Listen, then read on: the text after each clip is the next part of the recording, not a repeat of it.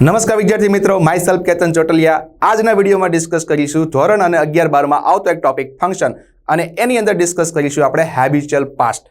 વિદ્યાર્થી મિત્રો, તમને ખબર હશે તમારી સ્કૂલમાં જ્યારે આ ફંક્શન ચલાવ્યું ત્યારે વાત કરી લેશે કે આ ફંક્શન ભૂતકાળની કોઈ ઘટના, તમે ભૂતકાળમાં કોઈ ઘટના તમે ટેવાયેલા છો, તમારી કોઈ આદત હતી, એવું દર્શાવવા માટે તમારે હેબિચ્યુઅલ પાસ્ટ નામનો ફંક્શન વપરાય છે। તો બધા લોકોને થતું હશે કે આ ફંક્શનમાં કઈ હિન્ટ આવશે, આ ફંક્શનનો ઉપયોગ ક્યારે, એ બધી જ ડિસ્કસ કરવાના છીએ આ વિડીયોમાં। તો વધારે સમય વેસ્ટ નહીં કરીએ અને વધીએ આજના ટોપિક પર। સૌથી પહેલા આ ફંક્શનનો ઉપયોગ ક્યારે, તો થોડા ગુજરાતી વાક્યો છે આપણે જોઈ લઈએ। આ ફંક્શનની રજૂઆત કરવા યુઝડ ટુ અને ટુ બી યુઝડ ટુ નો ઉપયોગ થાય છે। આ બધું જ તમને સમજાવું છું નેક્સ્ટ સ્લાઇડમાં, અત્યારે તમે ખાલી સમજવાની ટ્રાય કરો। પહેલા કોઈ બાબત અસ્તિત્વમાં હતી કે પહેલા બનતી ટેવરૂપ ક્રિયા દર્શાવવા માટે યુઝ ટુ વપરાય છે। યુઝ ટુ પછી ક્રિયાપદનું મૂળ રૂપ આવે છે, આ પહેલી કન્ડિશન છે। બીજી કન્ડિશન, જો ટુ બી ના રૂપ સાથે યુઝ ટુ આવે તો તેની સાથે નામ કે વિશેષણ આવે છે, અથવા તો ક્રિયાપદનું આઈએનજી વાળું રૂપ પણ આવે છે। તો વિદ્યાર્થી મિત્રો, ધોરણ 11 અને 12 પ્રમાણે જોવા જઈએ તો તમે અહીંયા જોઈ શકો છો યુઝ ટુ સાથે અહીંયા તમને બે કન્ડિશન દેખાય છે। એક કન્ડિશન છે મૂળરૂપ વાળી અને બીજી કન્ડિશન છે ક્રિયાપદનું આઈએનજી વાળું રૂપ વાળું। તો આ બંને કન્ડિશન આપણે સમજવાની છે। તો વધીએ આપણી નેક્સ્ટ સ્લાઇડ પર, જેથી તમે સરળતાથી આ ફંક્શનને સમજી શકો। તો સૌથી પહેલા આ ફંક્શનની હિન્ટ જે બધા જ લોકોને ઇંતજાર હોય છે, કોઈ પણ ફંક્શનને ઓળખવા માટે એક નાનકડો એવો કીવર્ડ હોય છે, એક નાનકડી એવી હિન્ટ હોય છે, જેની મદદથી તમે ફંક્શનને સરળતાથી યાદ રાખી શકો છો। તો સવાલ ઉભો થાય કે હેબિચ્યુઅલ પાસ્ટનો એવો કયો કીવર્ડ છે, તો એ કીવર્ડ છે used to. Yes, simple used to એક જ કીવર્ડ છે, અને આ યુઝડ ટુની બે વાક્ય રચના છે। એક વાક્ય રચના જેમાં ક્રિયાપદનું મૂળ રૂપ આવે છે, અને બીજી વાક્ય રચના જેમાં ક્રિયાપદનું આઈએનજી વાળું રૂપ આવે છે। હવે સવાલ ઉભો એ થાય, V1 ક્યારે અને આઈએનજી ક્યારે? તો જ્યારે કરતા પછી યુઝ ટુ તરત જ હોય એવા કેસમાં તમારે ક્રિયાપદનું મૂળ રૂપ લેવાનું છે, જે તમે સ્ક્રીન પર જોઈ શકો છો। અને જો કરતા પછી ટુ બી નું રૂપ હોય, કરતા પછી ટુ બી નું રૂપ હોય, મતલબ એમ ઇઝ આર અથવા તો વોઝ વેર, એના પછી યુઝ ટુ હોય, તો એવા કેસમાં તમારે લેવાનું છે ક્રિયાપદનું આઈએનજી વાળું રૂપ, જે તમે જોઈ શકો છો। તો વિદ્યાર્થી મિત્રો, આ યુઝ ટુ ની બે વાક્ય રચના છે, જેમાં એક કેસમાં V1 છે અને એક કેસમાં આઈએનજી છે। તો એ બંને કઈ રીતે યુઝ કરવા અને કઈ રીતે વધારે સમજાય એના માટે થોડા એક્ઝામ્પલ પણ જોઈએ। તો સૌથી પહેલા આપણે એવા વાક્ય જોઈશું જેમાં કરતા પછી તરત યુઝ ટુ છે, તો એની પછી જે મૂળ રૂપ આવે છે એ આપણે એક્ઝામ્પલ જોઈએ। તો અહીંયા જેટલા બી વાક્યો આપણે સોલ્વ કરશું એ બધામાં એક જ કન્ડિશન હશે, કરતા પછી ડાયરેક્ટ યુઝ ટુ, અને પછી એમાં હશે V1। તો પહેલું વાક્ય જોઈએ, યસ, કરતા તરીકે આઈ છે, ત્યારબાદ યુઝડ ટુ, કરતા પછી તરત યુઝ ટુ છે એટલે ક્રિયાપદનું પહેલું રૂપ, જેને આપણે V1 કહીએ છીએ।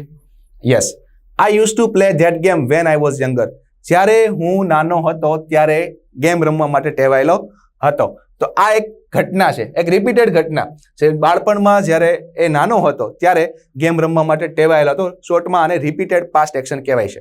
બીજું વાક્ય જોઈએ, યસ, વી કરતા છે, ત્યારબાદ તરત યુઝ ટુ છે, તો એના પછી ક્રિયાપદનું પહેલું રૂપ આવશે V1, જે આપણે ઇટ છે અહીંયા। We use to eat panipuri when we were in college, જ્યારે અમે કોલેજમાં હતા ત્યારે પાણીપુરી ખાવા ટેવાયેલા હતા। તો વિદ્યાર્થી મિત્રો, તમે જોઈ શકો છો અહીંયા બંને વાક્યમાં રિપીટેડ એક્શન છે, અને બંને વાક્યમાં કરતા પછી યુઝ ટુ છે, અને બંને વાક્યમાં કરતા પછી યુઝ ટુ તરત હોવાથી આપણે બંને જગ્યાએ V1 નો ઉપયોગ કરેલો છે, જે તમારે ખાસ પહેલી વાક્ય રચનામાં યાદ રાખવાનું છે। ત્રીજું વાક્ય જોઈએ આપણે। હવે અહીંયા મેં નકારમાં લીધેલું છે, આવી કન્ડિશન ક્યારેક ક્યારેક એક્ઝામમાં પણ આવી શકે। જો નકારમાં કન્ડિશન લેવી હોય કે ભૂતકાળમાં કોઈ ઘટનાથી ટેવાયેલા નહોતા, એવી કન્ડિશનમાં તમારે ડીડ નોટનો ઉપયોગ કરવાનો છે, સાદો ભૂતકાળવાળી રચના, એટલે તમારે યુઝ ટુ નથી લખવાનું અને લખવાનું છે યુઝ, ઓનલી યુઝ। યસ, અને V1 માં કોઈ ફેરફાર નહીં થાય, V1 નું V1 જ રહેશે।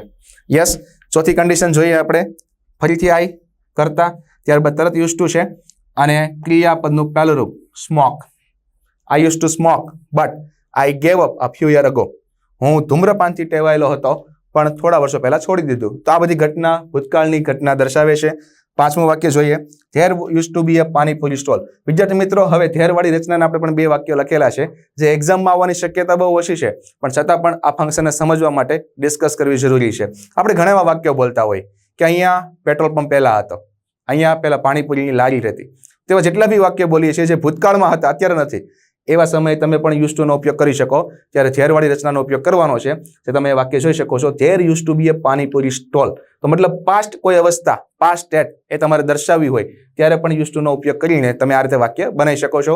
સેમ આવી બીજી કન્ડિશનનું નેગેટિવ વાક્ય જોઈ લઈએ ધેર વાળી રચનાનું, જે તમે જોઈ શકો છો, there did not use to be a petrol pump there, ત્યાં પહેલા પેટ્રોલ પંપ ત્યાં નહોતો, તો આવી કન્ડિશન જે વધારે એક્ઝામમાં પૂછાય છે, ખાસ કરીને કરતા પછી યુઝ ટુ અને એના પછી ક્રિયાપદનું V1, એ કન્ડિશન વધારે પૂછાય છે. અને આ નીચેના જે બે વાક્યો છે એ તમારી સમજણ માટે આપણે લખેલા હતા. યસ, તો આ પહેલી કન્ડિશન. બીજી કન્ડિશન જેમાં કરતા પછી ટુ બી નું રૂપ, કરતા પછી ટુ બી નું રૂપ મતલબમાં એમ ઇઝ આર કે વોઝ વેર, અને એવું હોય ત્યારે તમારે ક્રિયાપદનું આઈએનજી વાળું રૂપ લેવાનું છે. તો આ સીનમાં આપણે બધા જ વાક્યો એવા જોઈશું જેમાં કરતા પછી ટુ બી નું રૂપ આવશે એમ ઇઝ આર વોઝ વેર, અને ત્યાર પછી આવશે ક્રિયાપદનું આઈએનજી વાળું રૂપ. તો સૌથી પહેલું વાક્ય કરતા પછી ટુ બી નું રૂપ છે એમ, અને એના પછી છે યુઝ ટુ, એટલે ક્રિયાપદનું આઈએનજી વાળું રૂપ. યસ, તમારે બધા જ વાક્યો આ જોવાના છે. વી કરતા, ત્યારબાદ ટુ બી નું રૂપ, પછી યુઝ ટુ, એટલે ક્રિયાપદનું આઈએનજી વાળું રૂપ છે. બધા વાક્યો સેમ. આવી રીતે બધા જ વાક્યો આપણે આ પ્રમાણે લેવાના છે, જેમાં કરતા પછી ટુ બી નું રૂપ, ત્યારબાદ યુઝ ટુ, અને ત્યારબાદ ક્રિયાપદનું આઈએનજી વાળું રૂપ. ત્રીજું વાક્ય, હી is use to Delhi seat. આ વાક્ય તમે જુઓ ધ્યાનથી. અહીંયા ટુ બી નું રૂપ છે છતાં પણ યુઝ ટુ છે, પણ અહીંયા આઈએનજી નથી, કેમ કે ક્રિયાપદ નથી. દિલ્હી નામ છે, સિટીનું નામ છે, એટલે આપણે એ પ્રમાણે લખેલું છે. He is use to Delhi city, તે દિલ્હીની ગરમીમાં ટેવાયેલો છે. She is use to living, yes, અહીંયા પણ ક્રિયાપદનું આઈએનજી વાળું રૂપ. Raj is not use to, negative condition છે પણ ટુ બી નું રૂપ યુઝ ટુ છે, એટલે એમાં પણ આઈએનજી વાળું રૂપ જોઈ શકો છો. I am not use to getting, આ બધી તમારી હિન્ટ છે, આ બધા જ તમારે કીવર્ડ છે જેની મદદ તમે આ ફંક્શનને સમજી શકો છો. Next example, I was not use to wearing, અને last he was use to getting. Yes, અહીંયા જેટલા બી એક્ઝામ્પલ આપણે જોયેલા છે એ બધા જ એક્ઝામ્પલમાં તમે નોટિસ કરશો તો તમને કરતા પછી ટુ બી નું રૂપ દેખાય છે, ત્યારબાદ દેખાય છે યુઝ ટુ, અને પછી તમારે કમ્પલસરી લેવું પડશે ક્રિયાપદનું આઈએનજી વાળું રૂપ. તો વિદ્યાર્થી મિત્રો, આ કન્સેપ્ટ હતો આપણો હેબિચ્યુઅલ પાસ્ટ, મતલબ યુઝ ટુ કીવર્ડ, જેની મદદથી તમે એક્ઝામમાં સરળતાથી માર્ક્સ લાવી શકો છો. માત્ર બે જ પ્રકારની વાક્યરચના તમારે કરવાની છે, એક કન્ડિશનમાં V1 અને એક કન્ડિશનમાં આઈએનજી. તો આશા રાખું છું આ વિડીયોની મદદથી તમને હેબિચ્યુઅલ પાસ્ટ ફંક્શનનો કન્સેપ્ટ ક્લિયર થયો હશે. મળીશું નવા ટોપિકમાં નવી જ માહિતી સાથે. થેન્ક યુ, આભાર.